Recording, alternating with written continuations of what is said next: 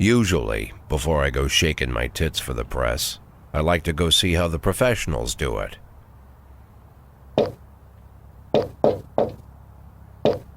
Some might say the chief of police has no business in an institution like this, but in fact it's the quietest and safest place in town. You won't run into any reporters, nobody gets into any fights, nobody drinks too much, nobody even raises their voice. The place is owned by an elderly gentleman who knows how to keep things under control. That's why I never invite my friends here. I wanted to make an exception for my 60th birthday, but most of my colleagues are young enough to be my sons, and they'd rather just hire prostitutes. Why stare at some boobs when you can take the whole package for yourself? But there's none of that in our club. Even looking too long is considered indecent. You can get an occasional glimpse, like by accident.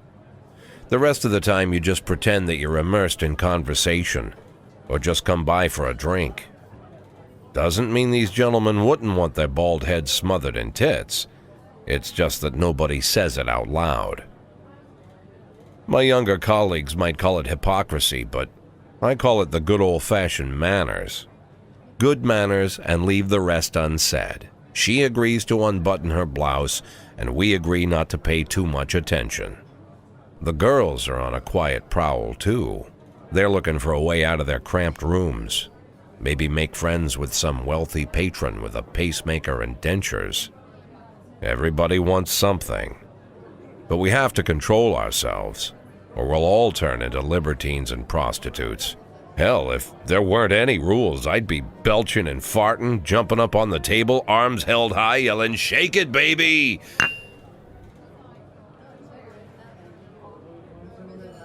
No idea how I got so barbaric.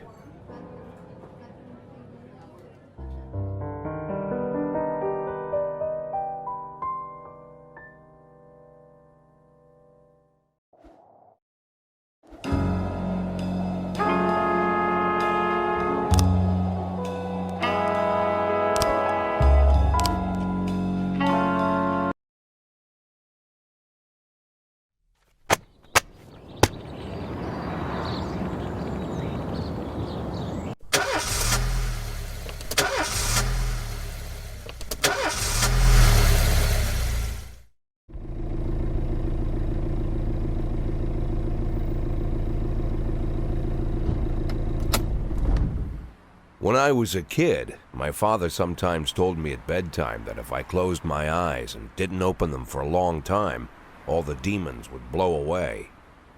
Yesterday I turned 60, but I still take his advice.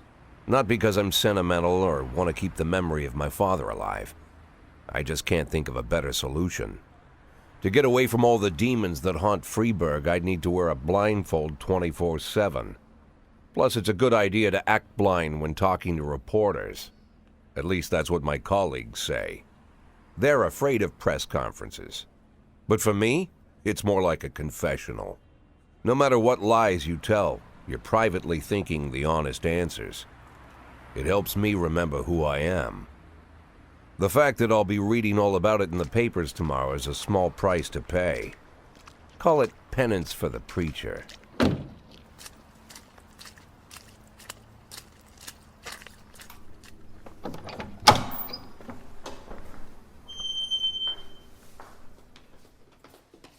This is the first time I'm afraid of those answers my mind has given me. Not because I'm mad I'm losing my job. Though it's true, I'm mad as hell. Not because I subconsciously blame everyone else. Though I damn sure do blame them. And don't even ask me what my next move is. I can't imagine.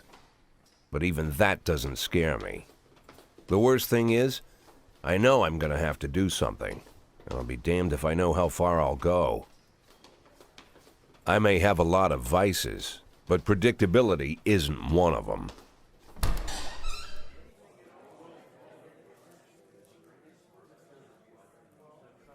I learned a long time ago how to drive away the swarming demons.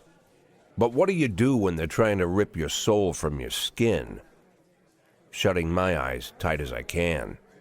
The best solution remains the same. play blind. I just hope the reporters think I was blinded by the camera flash.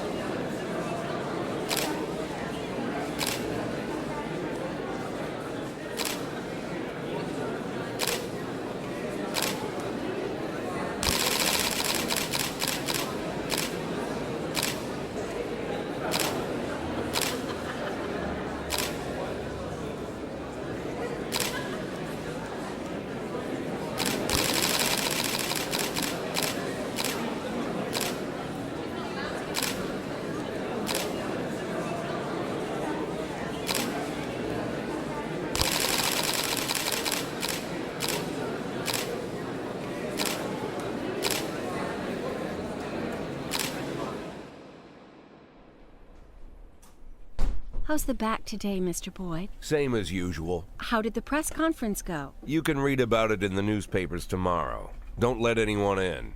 Even Mr. Kendrick? Especially Mr. Kendrick.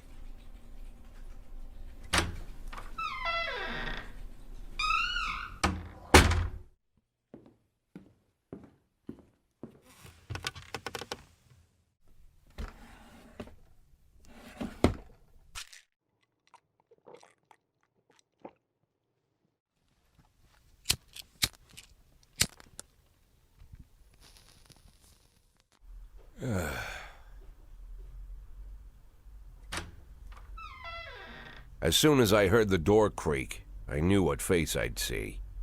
When I tell Emma not to let anyone in, there's only one man it could be. Rude, arrogant, no warning. That's Mayor Rogers in a nutshell. White summer shoes, white socks, white shorts, white polo shirt, and the white smile of a hungry shark. Mayor Rogers enters every room like he owns the place. Even the floorboards under his feet sound like they're creaking an apology. He never shied away from the odd corruption scheme. It's like the devil walks behind him. In the movies, the villains controlling the city play golf with the judges. Rogers plays tennis with them instead. That's about the only difference. Jack, I was hoping to catch you after the press conference. You ran away so quick. There's no smoking at City Hall. No reason for me to hang around. Well, this morning I signed a ban on smoking in all public buildings. Soon you won't be able to smoke here either. Soon enough I won't be here at all. That's what I wanted to talk to you about. The people of this city like you, Jack. The police chief of all people. Don't betray that, Jack. Don't get wrapped up in any schemes. Sit nice and quiet for the next 180 days, and you'll be remembered as a hero. That's the only thing that you still have left. Be the hero. Then how am I supposed to scrape together a retirement fund? You had a million chances to secure a luxury pension, one that even I would have envied, although I've never set aside any money for myself. I'm not planning to retire anytime soon.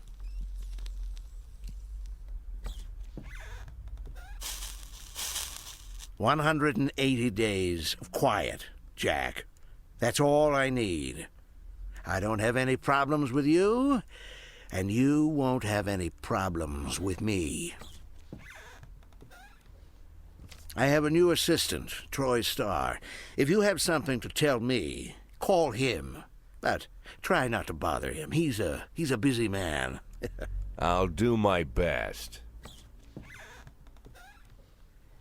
"And quit smoking at the office. One of my friends will be using it soon."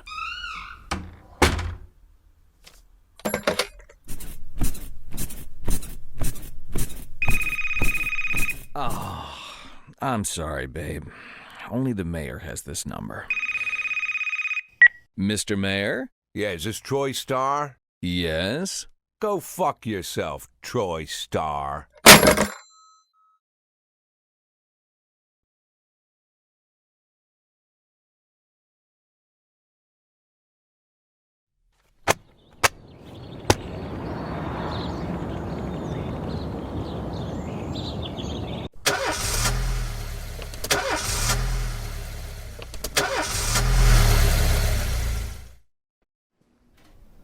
Cops don't use the police station cafeteria anymore. There's some kind of stigma against sitting shoulder to shoulder with your partners. Everybody just takes snacks from the machines or grabs a meal and hammers it down in the corner like a vulture on a corpse. The main thing? Don't look into anyone's eyes. Could be construed as an invitation to sit together. The only people eating here are ghosts.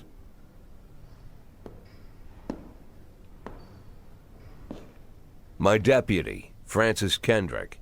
He recently became one of those ghosts. The subject of one of the most devastating corruption scandals in the history of Freeburg. No evidence to support the accusations, but everyone knows Kendrick's days are numbered. I need that file I asked for. Needs to be ready tonight. Francis didn't say anything, but I understood. Ghosts aren't supposed to talk. Besides, I got a feeling he was already finished.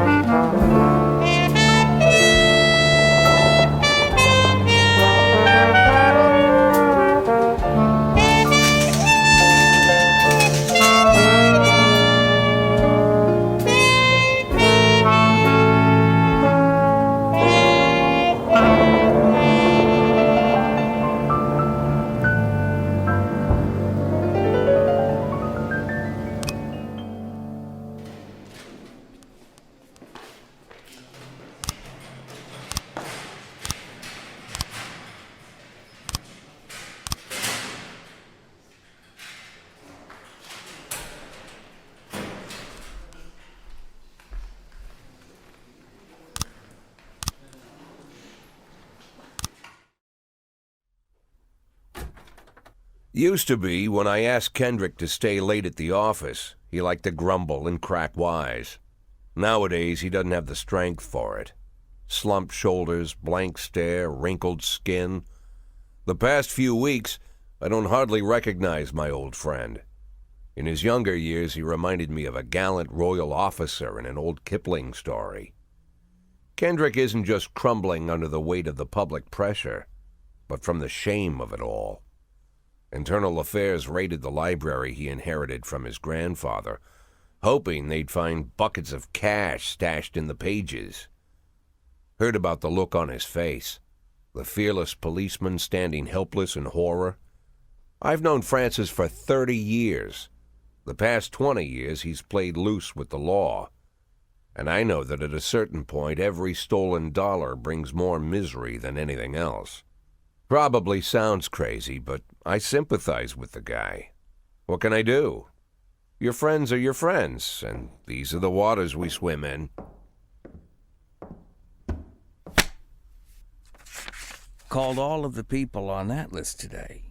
Now they know you're in business, so you could get a call from any of them. You don't need to worry about any of them. I've cleared them all.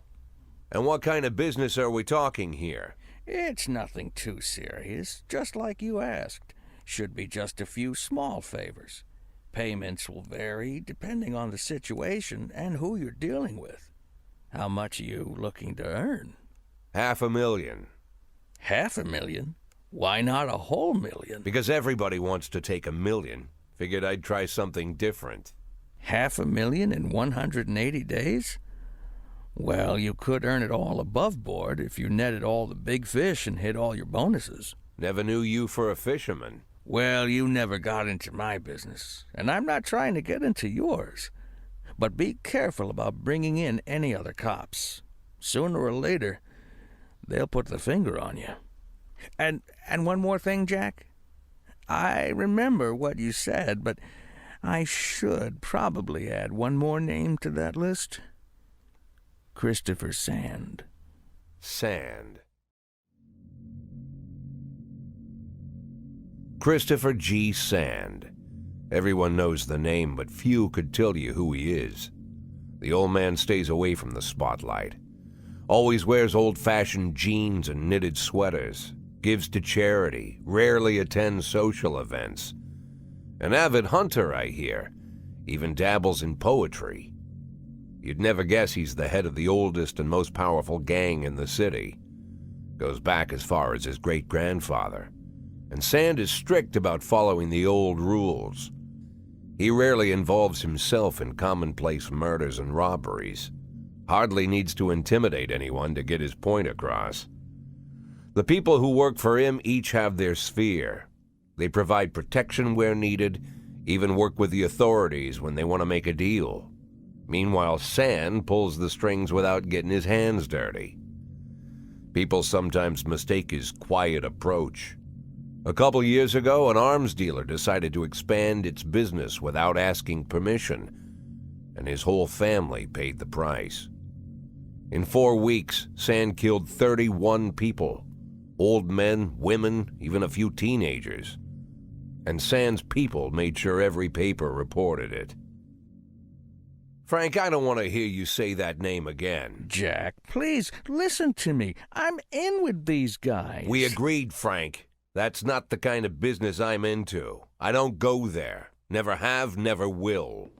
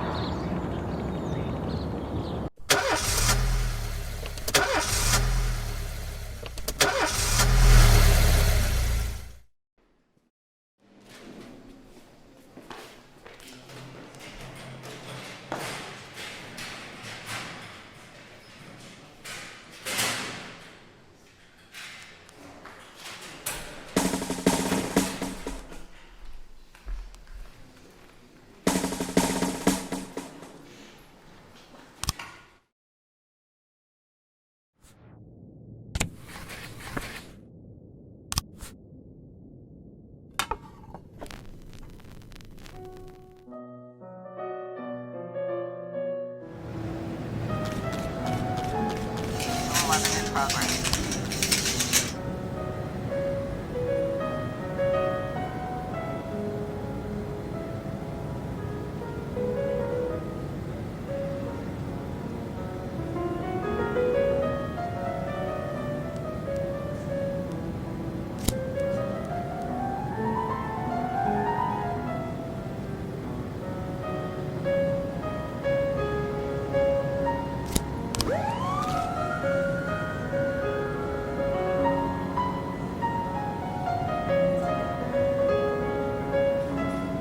In progress.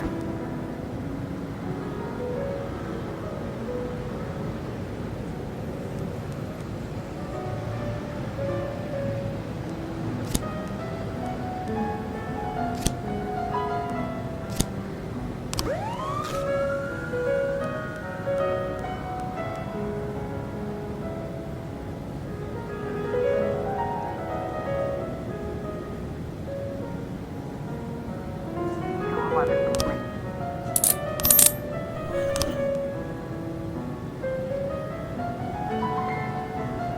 1210 in progress.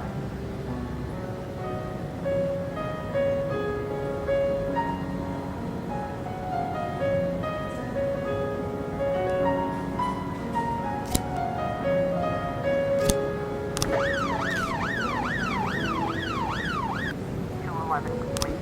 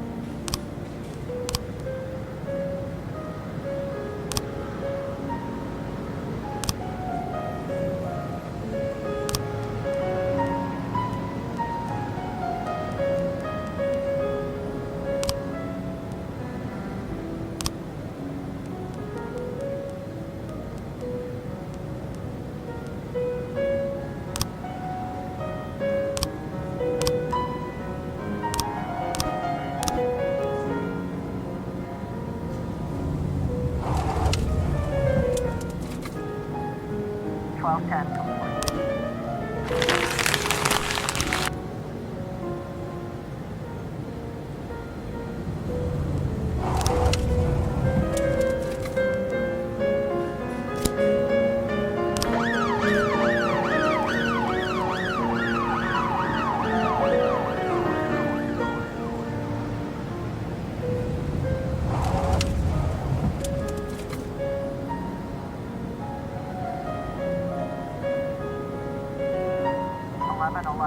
In progress.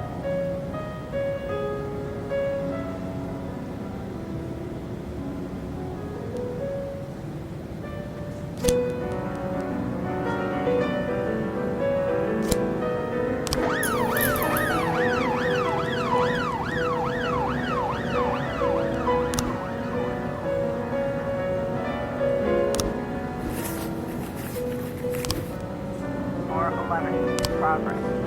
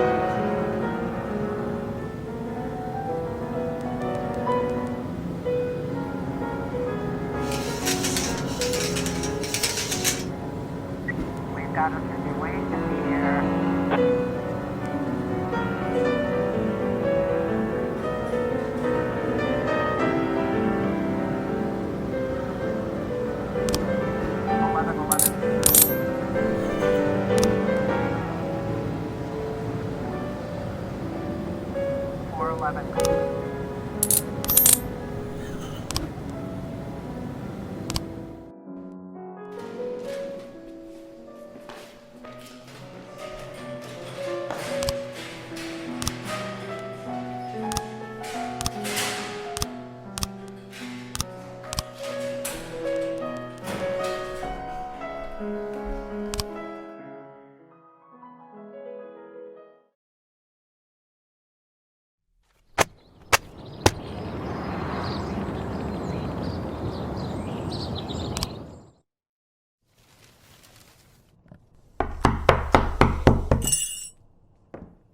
Whenever I'm alone at home and there's a knock at the door, I always hope it'll be my wife, Laura.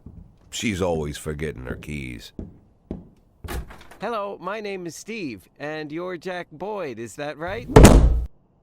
To get to my front door, the Bible boys walked about a mile from the local bus stop, jumping over mud puddles and skirting a couple of landfills. Laura doesn't go in for religion either. But according to her, these brave lunatics with their fake smiles deserve at least a minute of attention. She patiently listens to them, asks them questions, regales them with pastries, and never once dropping a hint of condescension. When I watch her do it, I've got to admit it gets me. I'd have hugged those boys, sat with them on the porch, and lit up a cigar. But a month after Laura left, all I could do was quietly ask them not to bother me. Today I'm a little rougher still. Shut the door on his nose this time. Another couple weeks at this rate and I'll be greeting anyone who comes close with my service pistol pointed towards the sky, ready to fire my warning shots. In my life, even the basic stuff never goes like it's supposed to. Normally, when a wife is going to leave home, she'll make a scene or at least sit everyone down for a serious conversation. But Laura just disappeared. The children in the stories always stand on the side of the mother, but all three of our sons supported me. The in-laws always blame the husband for making their daughter unhappy. But now Sally, Laura's mother, well, we sort of have a pact. The fellow Laura ran off with is young enough to be her son. I hear he's 30 years old. Of all the possible information a man can know about his wife's lover, I get hit with that. Fortunately, Laura's mother doesn't like the way it sounds either. Sally figures this guy just thought he'd have some fun with a mature woman, but he'll be back chasing college girls before the year is out. So we have an agreement. Sally's going to track down Laura and try to reason with her, and we'll arrange a meeting. Meanwhile, I'm supposed to not do anything stupid, which of course means anything at all. It's a crazy situation. I'm the police chief, and the person I'm trusting to find my wife is an old woman armed with a phone book. But I can't afford to lose Sally as an ally. So for the moment, I had to swallow my pride.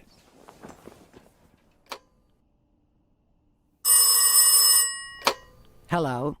Mrs. Markham, this is Boyd. Oh, is there any news? That's what I wanted to ask you. Have you found anything? An address, phone number? Have you spoken to her?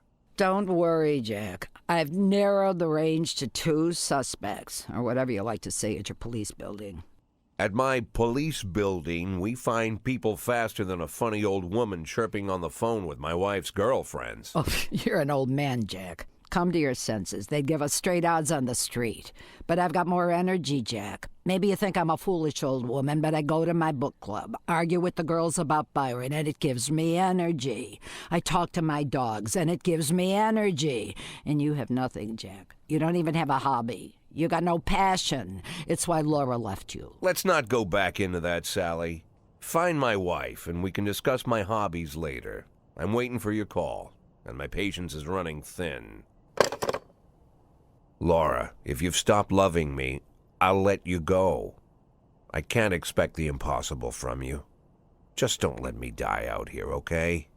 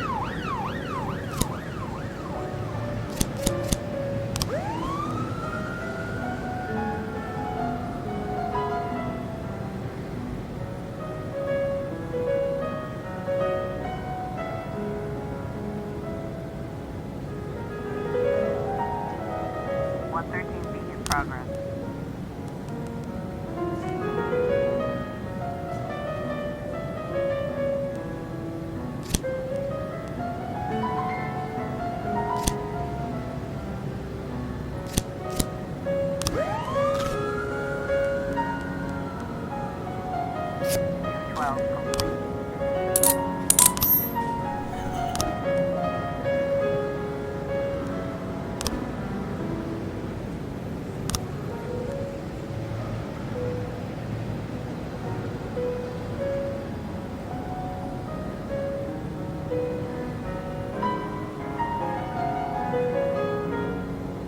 Ten in progress.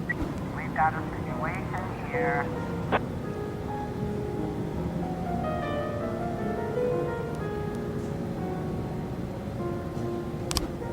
One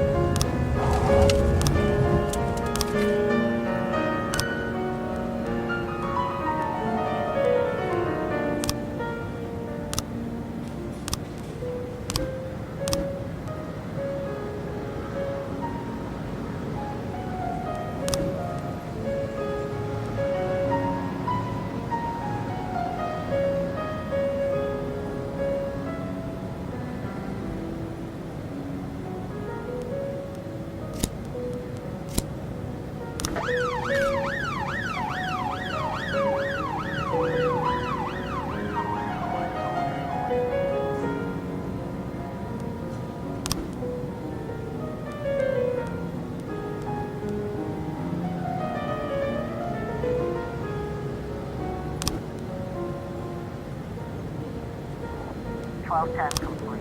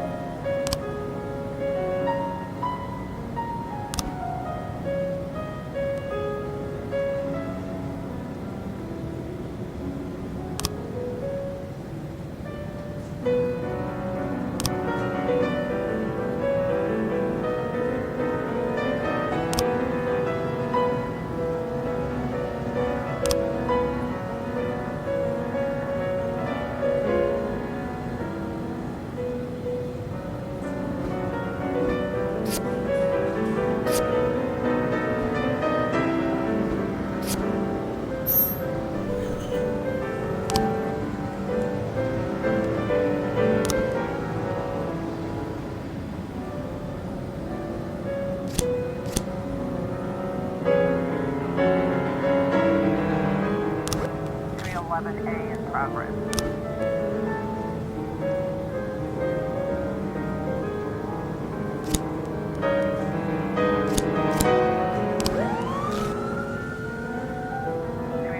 A in progress.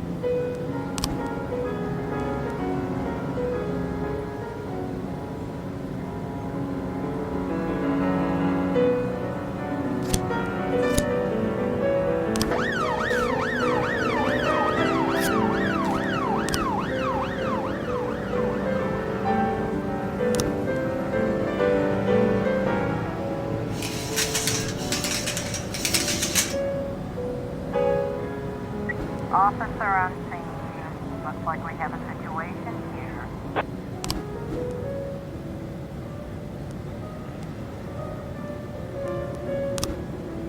.311 A complete.